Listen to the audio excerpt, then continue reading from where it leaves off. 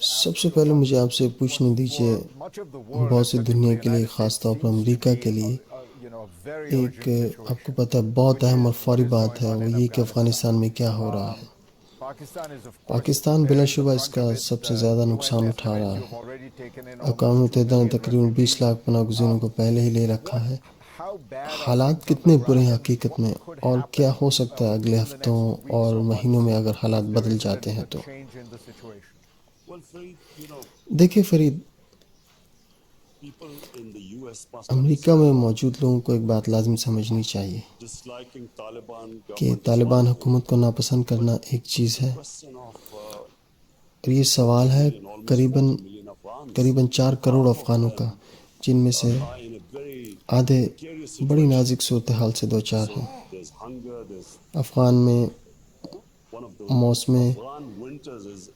افغان کا موسم سردا انتہائی تکلیف دہ ہے، بے رحم ہے، تو وہ سردی کا سامنا کر رہے ہیں۔ وہاں خوراک کی کمی ہے، غذائیت کی کمی ہے۔ اگلے کچھ ماہ میں ہر کوئی پریشان ہے کہ بدترین انسانی بحران کا سامنا ہونے والا ہے۔ کیا آپ کو ممکن لگا یا آسان لگا طالبان کے ساتھ چلنا؟ کیونکہ امریکہ کو تشویش ہے کہ طالبان اس چیز کی ضمانت نہیں دے رہے، جیسا کہ عورتوں کے حقوق اور اس طرح کی چیزیں۔ آپ کا کیا تجربہ ہے اور آپ کی کیا نصیحت ہے امریکہ کو؟ دیکھیں فرید، کیا راستے ہیں؟ کیا طالبان کا کوئی متبادل ہے اس وقت؟ نہیں، کوئی نہیں۔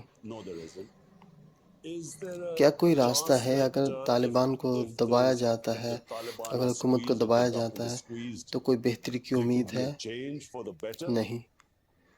تو صرف جو راستہ ہمارے پاس اس وقت ہے وہ یہ کہ ہم ان کے ساتھ کام کریں اور ان کی معاونت کریں جو دنیا چاہتی ہے، جیسے کہ فعال حکومت، انسانی حقوق خاص طور پر۔ یہ صرف راستہ ہے آگے بڑھنے کا۔ اور اس کا دوسرا رخ یہ ہے کہ اگر انہیں محروم رکھا جاتا ہے وہ بینکی پابندیوں سے، جس سے ان کے پاس مالی ذخائر ختم ہو جاتے ہیں، تو فکر یہ ہے کہ افغانستان افراتفری کا شکار ہو سکتا ہے، انسانی بحران کا خلفشار۔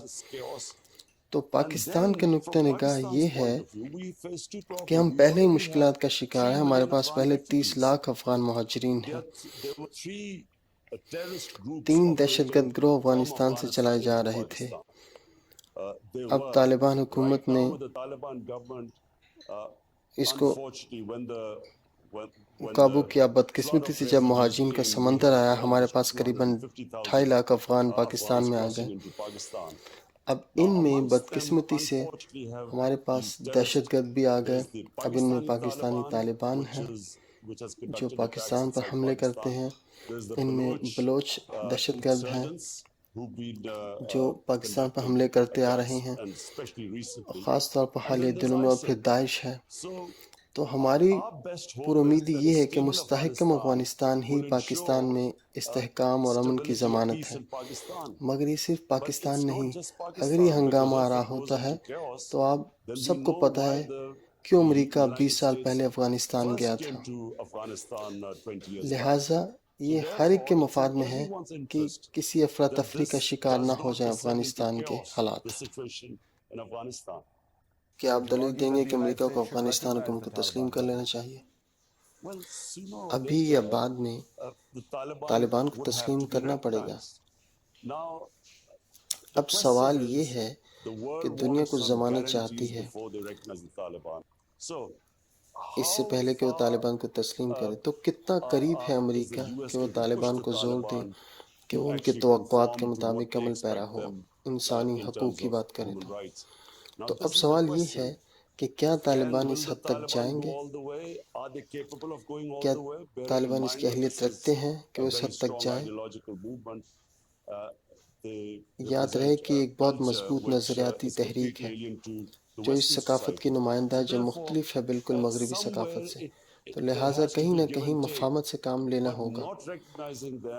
مگر انہیں تسلیم نہ کرنا، ان کے کھاتے منجمد کرنا اور ان کے بینکاری کے نظام کو، تو جو لوگ اس سے متاثر ہوں گے وہ طالبان حکومت نہیں، کیونکہ کوئی ان کی جگہ نہیں لے سکتا اس وقت، مگر کیا ہوگا کہ ان کی آدھی آبادی افغانستان کی جو 2 کروڑ افراد بنتی تقریباً، وہ تکلیف میں ہوں گے۔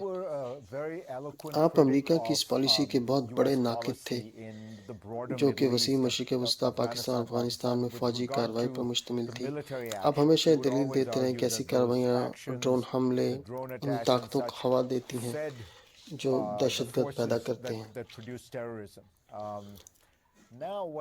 اب میں اس چیز پہ حیران ہوں کہ اب یہاں داعش ہے جو عراق پہ حملے کر رہی ہے، شام پر حملے کر رہی، پاکستان پر حملے کر رہی، جیسے کہ آپ نے کہا افغانستان میں بھی، مگر اب امریکہ نکل چکا ہے۔ کیا چیز دہشت گردی کو ہوا دے رہی جو ہم ابھی بھی دیکھ رہے ہیں وسیع مشرق وسطیٰ میں؟ کیا یہ سنی بمقابلہ شیعہ ہے؟ اس دہشت گردی کی جڑیں کون سی ہیں؟ دیکھیں، امریکہ کی دہشت گردی کے خلاف جنگ نے دہشت گردوں کو جنم دیا ہے۔